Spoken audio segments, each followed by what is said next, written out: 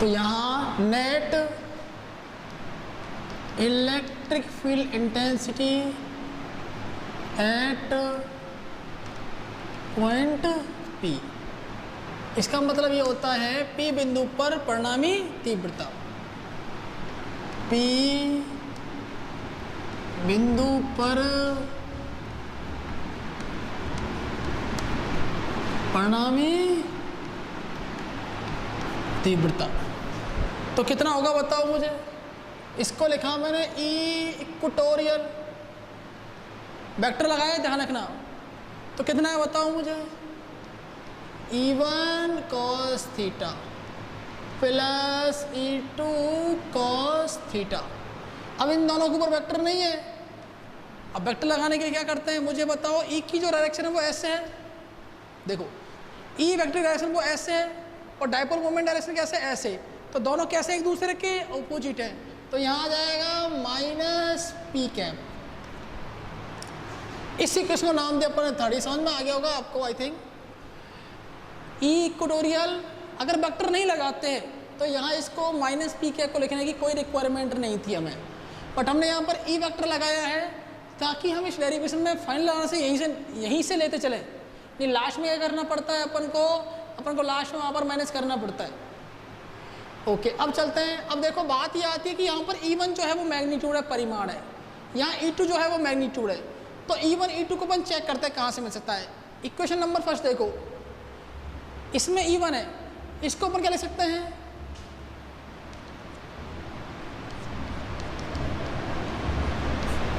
भाई परिमाण निकालना है तो दिशा गायब हो जाएगी इसकी।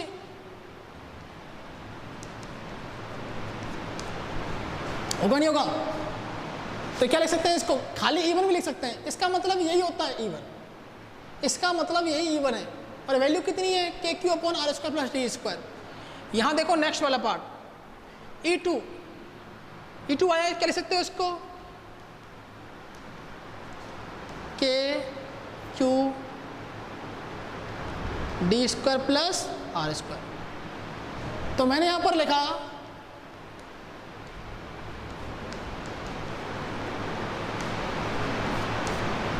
इक्वेशन फर्स्ट और सेकंड से E1 इक्वल टू E2, और किसके इक्वल हो गया, ये E के इक्वल हो गया।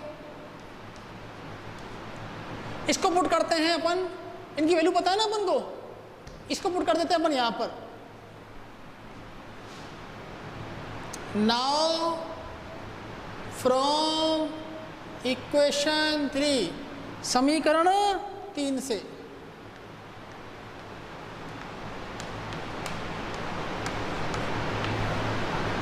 समीकरण 3 से देखो क्या होता है। समीकरण 3 में देखते हैं अपन, वैल्यू रखते हैं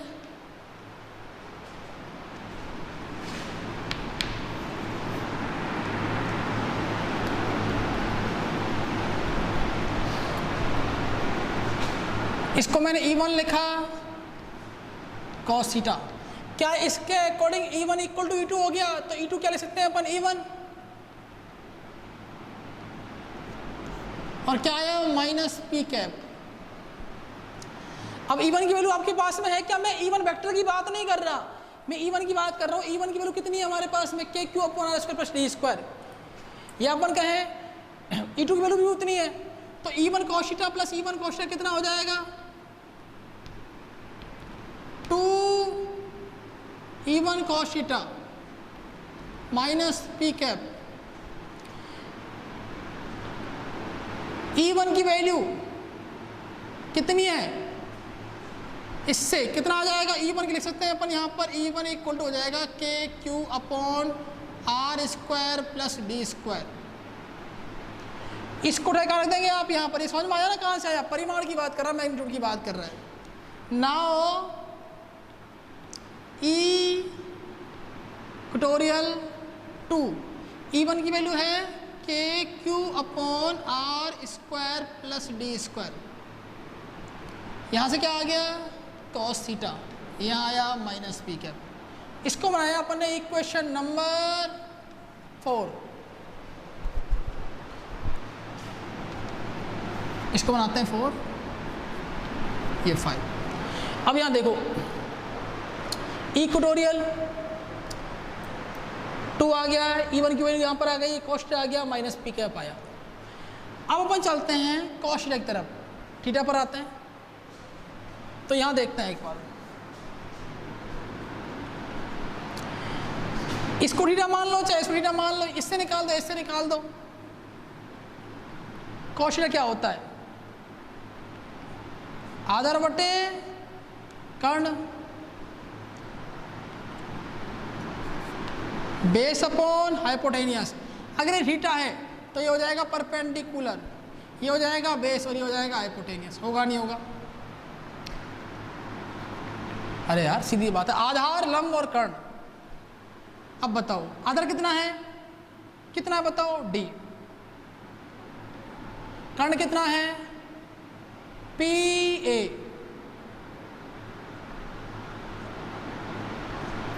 पी ए कितना है देखो, पी ए इक्वल टू है, या पी बी इक्वल टू कुछ भी कर लो, तभी तो मैं कह रहा था इसको ले लो चाहे इसको ले लो। पी ए इक्वल टू है D square plus R square की पावर 1/2, डी स्क्वायर पावर 1/2। ये किसकी वैल्यू आई है, cos थीटा की। कहाँ रखेंगे, समीकरण नंबर 5 में।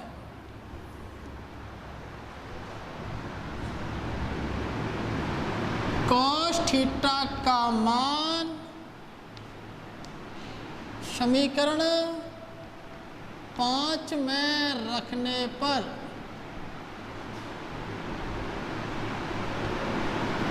Putting the value of cos theta in equation 5, तो बेटा देखो क्या आया, equatorial 2kq upon R square plus D square. अरे एक ही चीज़ आर स्क्वायर डी स्क्वायर है। cos थीटा रख दें अपन, कितनी है, D upon R square plus D square की घात कितनी है, 1/2, और यहाँ पर कितना आ जाएगा, माइनस पी कैप। अब यहाँ ध्यान दें, बहुत इंपॉर्टेंट बात बताने जा रहा हूँ मैं आपको, ध्यान से सुनना। इक्वेटोरियल 2, देखो सीधा करूँगा मैं, R square plus D square की पावर 1 है, और यहाँ R square plus D square की पावर कितनी है, 1/2। तो जब पावर का मल्टीप्लिकेशन करते हैं तो वो ऐड हो जाती है। 1 + 1/2 कितना होता है, 3/2, 3/2। तो ये हो जाए, अच्छा ये बात समझ में आ गई आपको, ठीक है। अब यहाँ देखो, ये Q और ये 2 और ये D,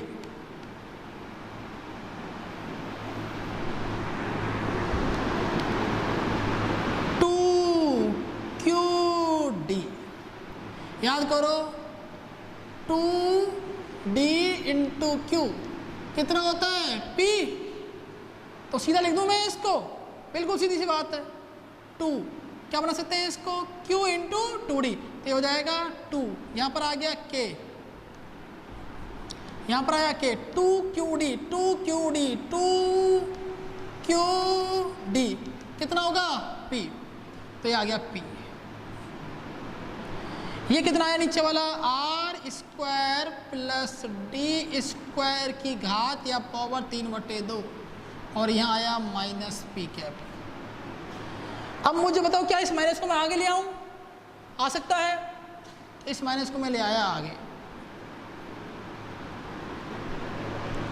ये कितना है P, ये कितना है P कैप। मैंने आपको पहले बताया था कि P वेक्टर होता है P cap equal to P vector upon P, मतलब इन दोनों का मल्टीप्लाई करेंगे तो क्या मिलेगा, P वेक्टर। ठीक है, तो इन दोनों का जब मल्टीप्लाई करते हैं तो मिलता है P वेक्टर।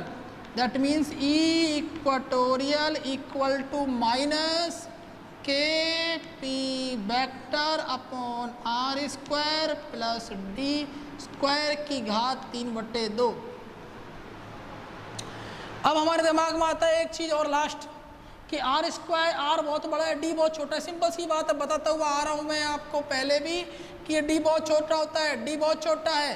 तो मैं अगर इसको 0 मान लूँ तो कितना बचेगा, KP अपॉन आर स्क्वायर घात 3/2, 2 से 2 कैंसिल, तो कितना बचेगा हमारे पास, मैं कहता हूँ यहाँ से आर स्क्वायर बहुत बहुत बड़ा है, very very large, 2d square. तो ई इक्वेटोरियल के पी अपॉन आर क्यूब, और यहाँ लग गया वेक्टर, यहाँ आया साइन माइनस का। अगर आप यहाँ वेक्टर नहीं लगाते हो तो यहाँ भी वेक्टर नहीं आएगा, साइन माइनस का नहीं आएगा, सुन लेना मेरी बात, क्योंकि परिमाण अपन निकालेंगे यहाँ पर। अब आपको एक बात पता लगा, the direction of electric field intensity at A point P is the opposite direction of P, मतलब डाइपोल मोमेंट की डायरेक्शन की अपोजिट होती है। P बिंदु पर प्राप्त परिणामी तीव्रता, परिणामी तीव्रता, resultant electric field intensity is opposite to, देखो ये कहा जा रहा है P ऐसे जा रहा है, एक ऐसे, और इससे कैसे मिल रही है ऐसे, तो दोनों कैसे होगा एक दूसरे के अपोजिट। साइन किसका आया है, माइनस का, पहले वाले में यहाँ प्लस आया था, तो दो डेरिवेशन आए हमारे पास में, पहला वाला ये वाला बहुत इंपॉर्टेंट है, 3 नंबर का न्यूमेरिक, 3 नंबर क्वेश्चन आता है, पढ़ लेना, कोई डाउट हो तो मेरे से पूछ लेना। हमारा नेक्स्ट टॉपिक है relation between axial electric field intensity and equatorial electric field intensity. इसका मतलब ये है कि अक्ष और जो निरक्ष पर हमें विद्युत क्षेत्र की तीव्रता का जो फॉर्मूला हमें मिला है उसके बारे में हमें क्या बताना है, संबंध बताना है। तो संबंध बताने के लिए हमें दोनों फॉर्मूले याद होना बहुत ज़रूरी है। तो सबसे पहले आपने जो फॉर्मूला पढ़ा था वो पढ़ा आपने ई एक्सियल, मतलब अपन बात करें अक्ष के लिए, क्या पढ़ा आपने, अक्ष के लिए पढ़ा था, एक्सियल मतलब अक्ष के लिए कितना पढ़ा, 2kp अपॉन आर क्यूब, यही था। यहाँ वेक्टर लगा हुआ था, इसको अपन ने समीकरण नंबर 1 मान लिया। दूसरी बात करते हैं अपन ई इक्वेटोरियल के लिए अपन ने क्या पढ़ा, अपन ने पढ़ा के पी वेक्टर, यहाँ पर क्या साइन आया था, माइनस, अपॉन कितना हो गया, आर क्यूब। ओके, इसको कहा समीकरण नंबर 2। अब दोनों में रिलेशन, इसमें कई बार क्या होता है कि रिलेशन पूछ लेता है 1 नंबर में, या मान लो न्यूमेरिकल अपन आराम से निकाल सकते हैं इसको सॉल्व करके। अब अपन क्या करते हैं, समीकरण 1 और समीकरण 2 दोनों हमारे सामने हैं। समीकरण 1 में समीकरण 2 का भाग देते हैं, तो समीकरण 1 में समीकरण 2 का क्या देते हैं बेटा जी, भाग। Equation first divided by equation second, तो डिवाइड करो भाई। ई लिखा मैंने एक्सियल, आप अक्ष भी लिख सकते हो, और यहाँ पर क्या आएगा बच्चों, निरक्ष आएगा। नीचे क्या आएगा, ई वेक्टर इक्वेटोरियल कितना है, 2kp वेक्टर बटे हो जाएगा आर क्यूब, इसमें भाग दोगे minus kp upon are cube P vector का।